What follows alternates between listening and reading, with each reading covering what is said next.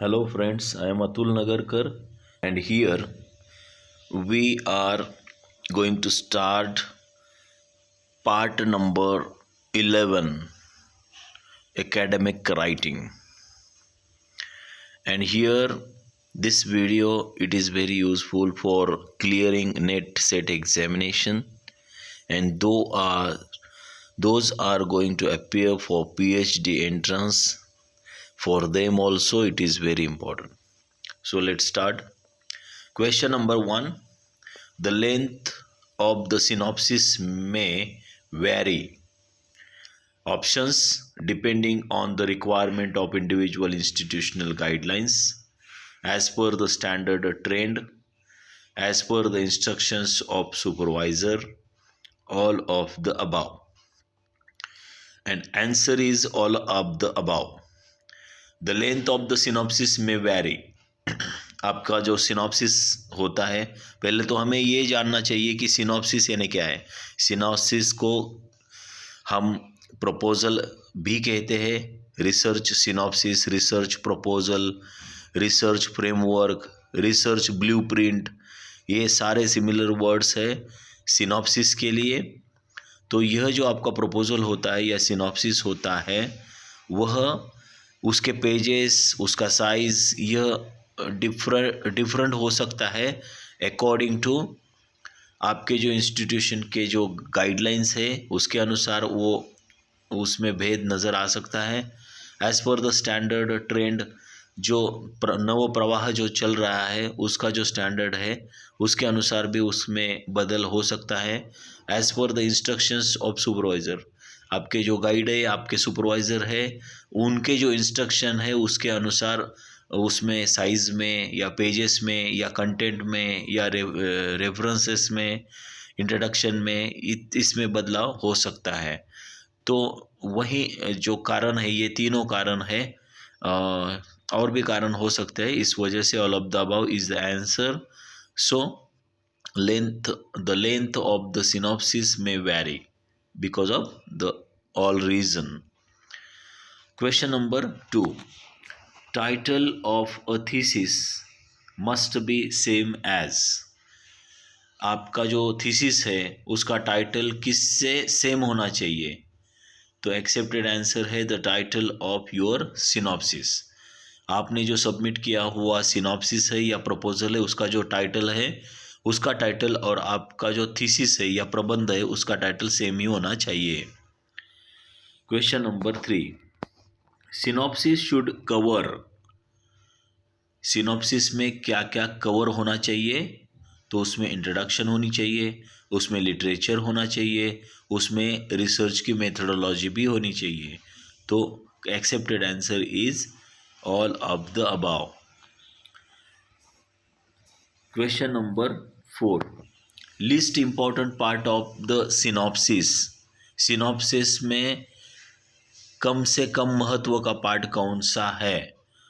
तो उसमें literature review को बहुत महत्व रहता है, एम्स एंड ऑब्जेक्टिव को बहुत महत्व रहता है, रैशनल ऑफ द स्टडी उसको भी बहुत महत्व रहता है।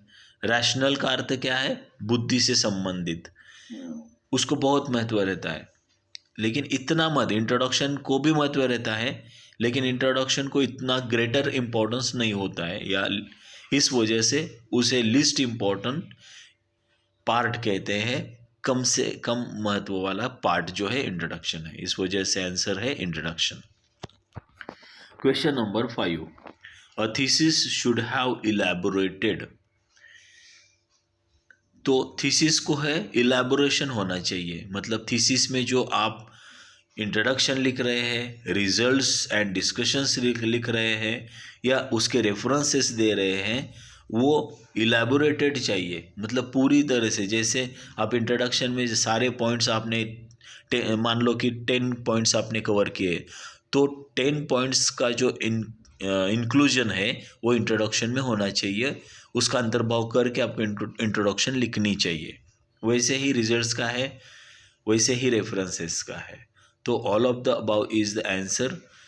Thesis should have elaborated introduction, results and discussions, references, all of the above is the answer.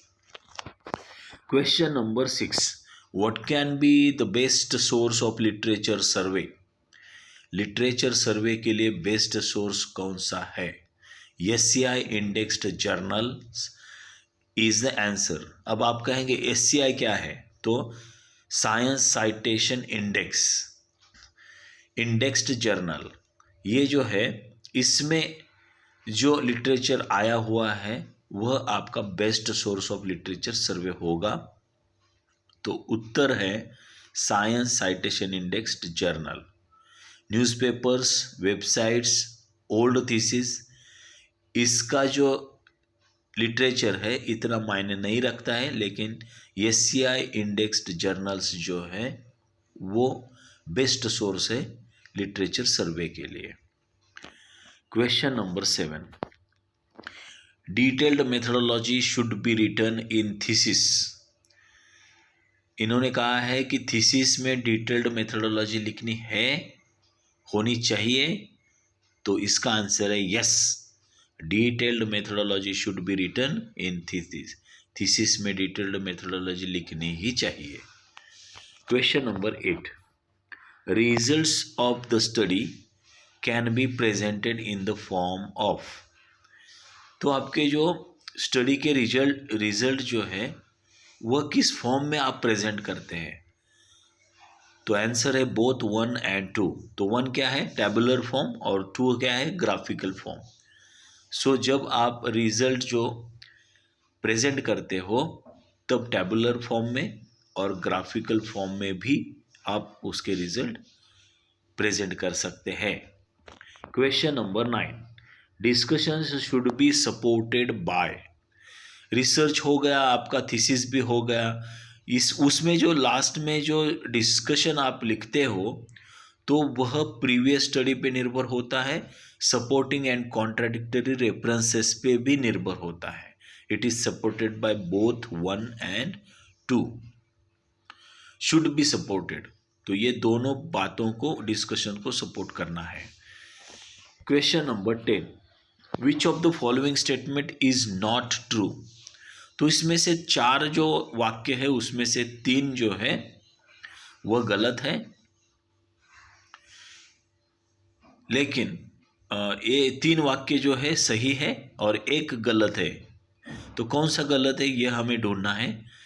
देखेंगे, रिसर्च को मद्देनज़र रखते हुए उसको सोचेंगे. अब पहला वाक्य कौन सा है? Results and discussions follow materials and methods. तो रिजल्ट्स एंड डिस्कशन में तो हम मेथड को फॉलो करते हैं, जो भी आपकी रिसर्च की मेथड होगी उसको फॉलो करते हैं. उसके बाद तो यह ट्रू है, both results and discussions can be written separately. तो रिजल्ट और डिस्कशन को सेपरेटली लिखा जाता है, यह भी वाक्य सही है. References should be latest one preferably. तो रेफरेंसेस लेना है मतलब बहुत पुराना रेफरेंस भी आपको नहीं लेना है, यह उन्होंने बताया और ये सही भी है. और लास्ट में जो ऑप्शन दिया है, you can criticise any previous study if it contrast yours. तो आप प्रीवियस स्टडी जो भी हो गई है उसको क्या करेंगे? आप चिकित्सा करेंगे. तो ऐसा नहीं है, जो भी हुआ है नहीं है, मेरे टॉपिक से संबंधित जो है और लेटेस्ट जो है उसको ही मैं क्रिटिसाइज करूँगा, ये सही होता अगर ऐसे लिखते हैं.